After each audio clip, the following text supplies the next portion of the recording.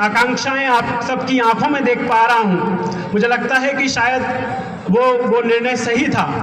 मुझे लगता है वो निर्णय सही था जो मैंने कुछ वर्ष पहले देखा था। आज बहुत सारे लोग, जब से चयन हुआ है तब से लगातार युवा विशेष रूप से पूछते हैं कि सर कैसे फॉर्म भरे जाए, कैसे तैयारी की जाए, हम लोग भी सिविल सेवा का एग्ज़ाम देना चाहते हैं।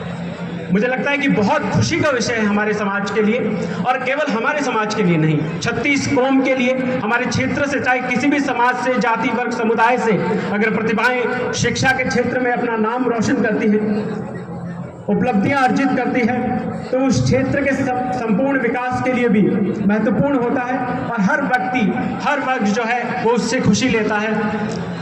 इस वर्ष भी हमारे जिले से, बाड़मेर बालोतरा से 4 जो नवयुवा है, मेरे साथ साथ 3 अन्य भी है, मोहन जी जाखड़, अक्षय डोसी जी, विजय जी, वो भी चयनित हुए। तो ये जो युवा है हम सब के लिए प्रेरणा का कार्य करेंगे।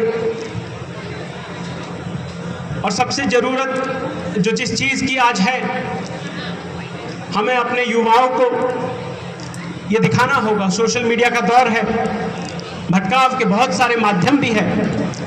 हमारे लिए महत्वपूर्ण है कि हम उन लोगों के लिए कैसे एग्जाम्पल सेट कर रहे हैं। हम उन्हें इंस्टाग्राम इन्फ्लुएंसर या फिर रील कंटेंट जो आजकल बहुत चर्चा में है, वो बनाना चाहते हैं। उनकी भी अपनी भूमिकाएं हैं, मैं किसी को भी कम नहीं आंक रहा हूँ। लेकिन आज जो ज़रूरत है हमारे युवाओं को, और शिक्षा केवल इसलिए नहीं कि हम IAS, IPS, डॉक्टर, इंजीनियर बन सके, शिक्षा इसलिए कि हम एक समग्र मानव संसाधन के रूप में इस समाज और इस राष्ट्र के विकास में योगदान दे सके। एक ऐसा मानव संसाधन बने जो समाज में वैमनस्यता को दूर करने का प्रयास करे। आज जाति वर्ग संप्रदाय के नाम पर हम विभिन्न तरह के टकराव अपने समाज में देख रहे हैं। हमें पता है कि भारत की राष्ट्रीय एकता और अखंडता को अगर हमें बनाए रखना है, और वो बनाए रखना क्यों है, क्योंकि उसका स्वप्न हमारे बाबा साहेब अम्बेडकर जी ने देखा था। तभी उन्होंने राष्ट्रीय एकता और अखंडता को संविधान में सबसे महत्वपूर्ण भूमिका दी। भारतीय संविधान में वर्णित मूल्यों, स्वतंत्रता, समानता, न्याय और बंधुत्व के मूल्य जो है, हम उनके बीजारोपण अपने युवाओं में करें। वो सीखें कि किस रूप में एक समाज का अस्तित्व होता है, एक राष्ट्र का अस्तित्व होता है, और कैसे एक व्यक्ति जो है उसमें अपनी भूमिका निभा सकता है। हमको लग सकता है कि एक व्यक्ति जो है वो क्या कर सकता है, लेकिन एक व्यक्ति भी अगर अपने कर्तव्यों का सम्यक निर्वहन करे तो बहुत कुछ कर सकता है। इस समाज में बूंद बूंद से ही जो है वो घड़ा भरता है। मुझे लगता है हम सब अगर सोचेंगे इस बारे में तो एक ऐसा समाज बनाएंगे जहां आपसी सद्भाव से सब लोग रहेंगे। जाति, धर्म, संप्रदाय पर आधारित जो भेदभाव है उनका निर्मूलन होगा, और एक आदर्श समाज की स्थापना होगी जिसका स्वप्न बाबा साहेब अम्बेडकर ने देखा था। लेकिन शिक्षा के क्षेत्र में बहुत सारी आपको हो सकता है कि चुनौतियां भी आए।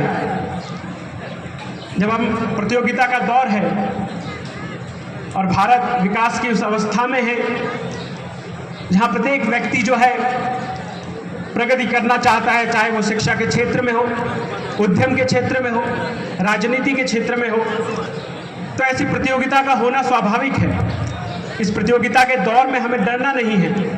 मैं युवाओं से ये अपील करना चाहूँगा कि आप चाहे जितना बड़ा लक्ष्य चुने, हिम्मत ना हारें। असफलताएं आएगी आपके मार्ग में, आपकी राह में। मैं स्वयं बहुत बार असफल हुआ, कई बार प्री में, कई बार मेंस में।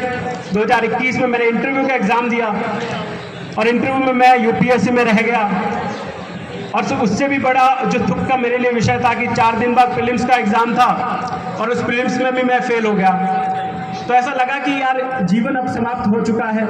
व्यक्ति जब निराशा में गिरता है तो उसको चारों ओर सिर्फ अंधकार दिखाई देता है। लेकिन तब मुझे लगातार ये जो असफलताओं के दौर ने मुझे जो सिखाया वो लगातार प्रेरणा देते रहे कि व्यक्ति को जीवन में कभी भी धैर्य नहीं हारना चाहिए, अपने लिए लगातार प्रयास करें। हमें ये समझना चाहिए। मैं थोड़ा विस्तार से अपनी बात रखूंगा। मेरी रुचि है कि मैं जीवन और ब्रह्मांड से जुड़े जो विषय है उनके रहस्यों को जानने का प्रयास करता हूँ, तो मैंने ये पाया कि जो मानव जीवन का उद्भव है वो कैसे हुआ। हजारों लाखों वर्ष तक मानव जो है वो गुफाओं कंदराओं में सिर्फ भोजन संग्राहक के रूप में घूमा है। उसके जीवन में आईएएस, आईपीएस, विधायक, सांसद ऐसा कुछ भी बनने का स्वप्न नहीं होता होगा। तो हमने तो हजारों लाखों वर्ष ऐसे ही जिया है। तो अगर हम एक दो बार असफल हो जाएंगे तो जीवन समाप्त नहीं हो जाता है। छुप छुप अश्रु बहाने वालों, मोती व्यर्थ लुटाने वालों, कुछ सपनों के मर जाने से जीवन नहीं मरा करता है।